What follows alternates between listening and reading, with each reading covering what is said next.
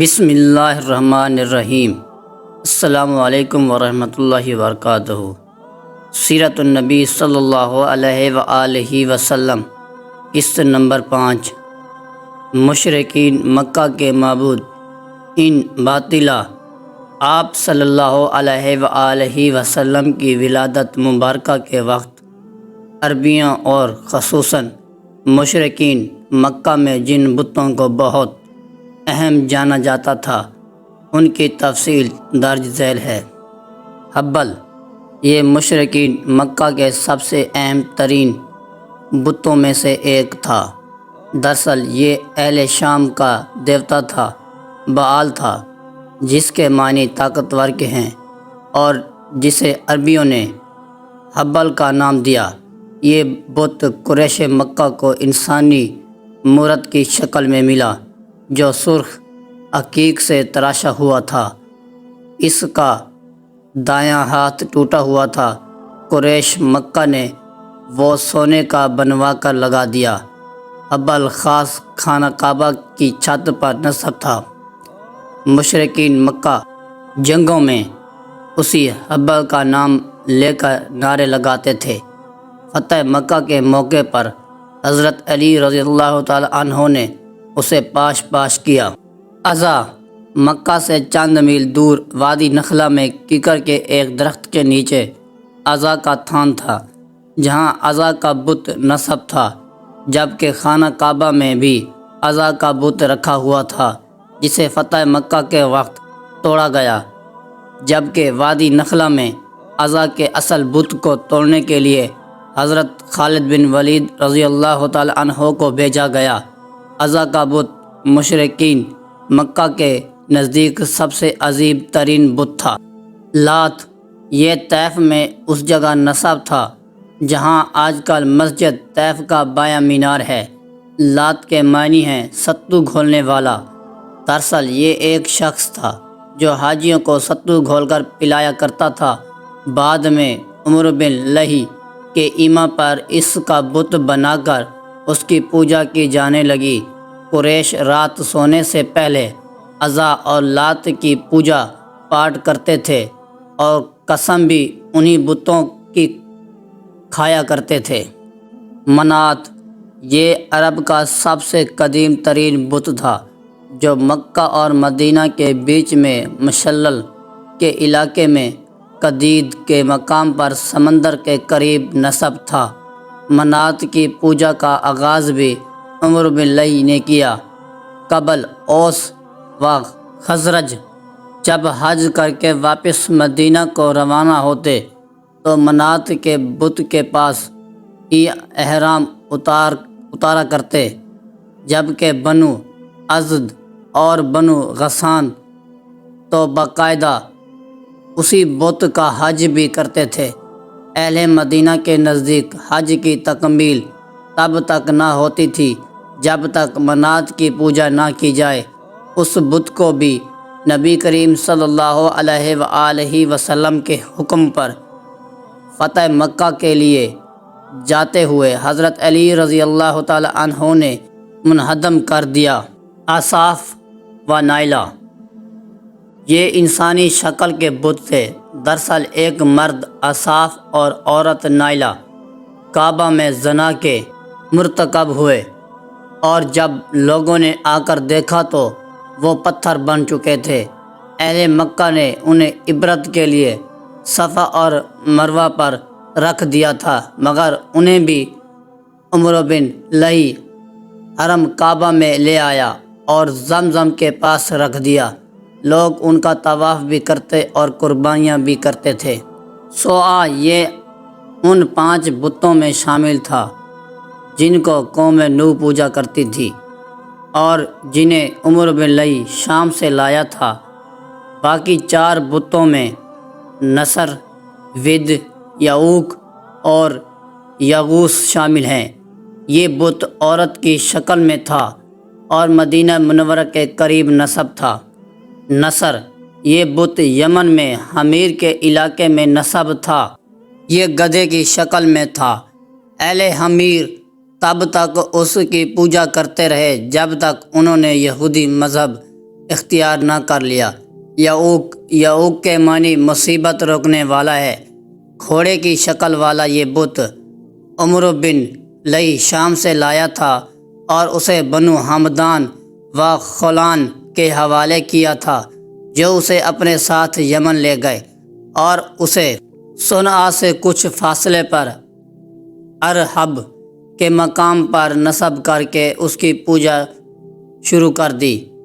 یغوث یہ بت بھی یمن کے ایک علاقہ عقمہ میں نصب تھا۔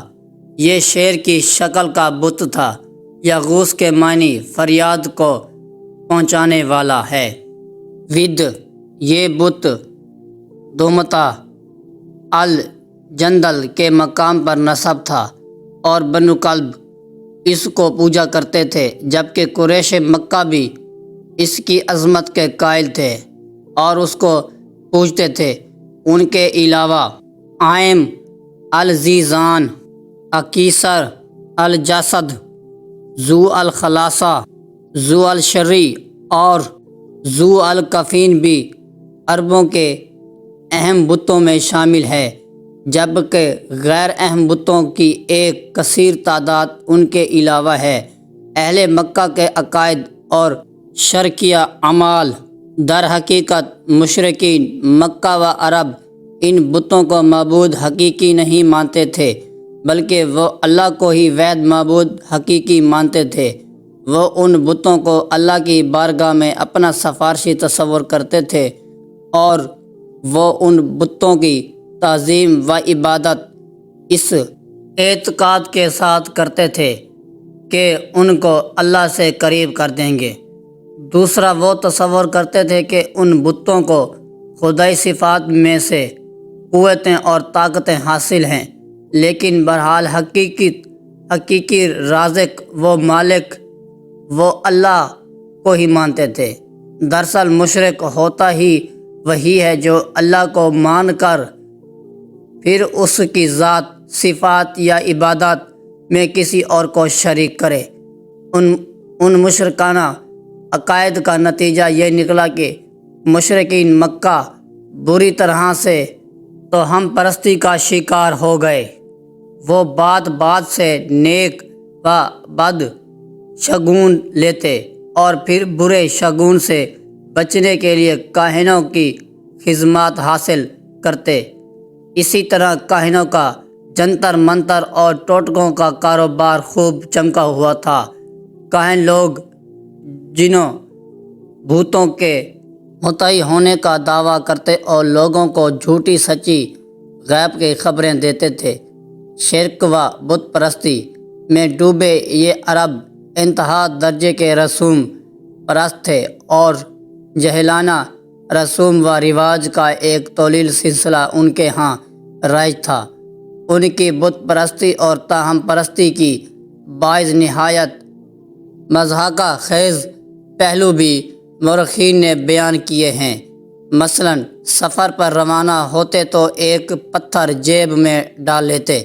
راستے میں اگر کوئی اور اچھا پتھر مل جاتا تو پہلے خدا کو جیب سے نکال کر پھینک دیتے اور نئے خدا کی پرستش شروع کر دیتے۔ اگر روانگی کے وقت پتھر ساتھ لینا بھول جاتے تو راستے میں جس منزل پر رکتے تو وہاں سے ہی 4 پتھر تلاش کرتے، 3 کا چولہا بناتے اور چوتھے کو معبود بنا لیتے۔ اگر کہیں پتھر نہ ملتے تو مٹی اور کنکریاں کا ایک ڈھیر جمع کر کے اس پر بکری کا دودھ بہاتے اور پھر اس کے سامنے سجدہ ریز ہو جاتے۔ ذوق بت پرستی صرف پتھر تک محدود نہ تھا، لکڑی اور مٹی کے بھی بت بنائے جاتے۔ ایک مرتبہ بنو حنیفہ نے کھجوروں کے ایک ڈھیر کی عبادت شروع کر دی۔ اسی اثنا میں قحط پڑ گیا۔ جب کھانے کو اور کچھ نہ ملا تو سب نے مل کر اپنے خدا کو ہی کھا کر ختم کر دیا۔ یوں خانہ کعبہ جو زمین پر اللہ کا سب سے قدیم اور مقدس ترین گھر ہے، مشرکین کے ہاتھوں شرک و گمراہی کا گڑھ بن چکا تھا۔ اہل مکہ کے نزدیک سب سے اہم بت لات، منات، عزا اور حبل समेत लगभग 360 जोड़े 360 छोटे बड़े बुत थे जो हरम काबा में नस्ब थे। अरब उनकी पूजा भी करते और उन पर कुर्बानियाँ भी पेश करते। हज के दिनों में ये कुफर व जलालत के मनाजिर और बढ़ जाते। जब हज को आने वाले नंगे होकर खाना काबा का तवाफ़ करते, बुतों के आगे फेल निकालने वाले फांसे फेंके जाते और नज़रें मानी जाती। गर्जिया का शैतानियत सरजमीन अरब पर इतनी इंतहा कर चुकी थी और अरब कौम शिर्क व गुमराही में पिस्ती के जिस मकाम पर पहुंच चुकी थी, उससे आगे कोई और पस्त मकाम न था। अब अल्लाह की शान रहमानियत की बारी थी। चुनाचे उन्हीं मुशरिकीन के बीच में अपने हबीब सल्लल्लाहु अलैहि वसल्लम को पैदा करके शिर्क व कुफर के बुत पर वो कारी ज़रब लगाई कि रुए ज़मीन के चप्पा चप्पा पर तौहीद व वहदानियत के चराग रोशन हो गए, कभी न बुझने के लिए। अगली किस्त में विलादत नबी सल्लल्लाहु अलैहि वसल्लम के वक्त सरजमीन अरब में राइज बाकी मज़हब का एक मुख्तसर तज़किरा किया जाएगा। सिलसिला जारी है।